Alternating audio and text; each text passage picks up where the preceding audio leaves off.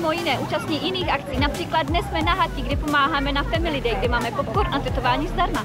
Další naše akce, kde nás můžete vidět, je ve Znojmě 25.5. na Diamantbraní. Ale hlavně nezapomeňte na naši největší akci v Derflicích, která je 8.6. Těšíme se na vás!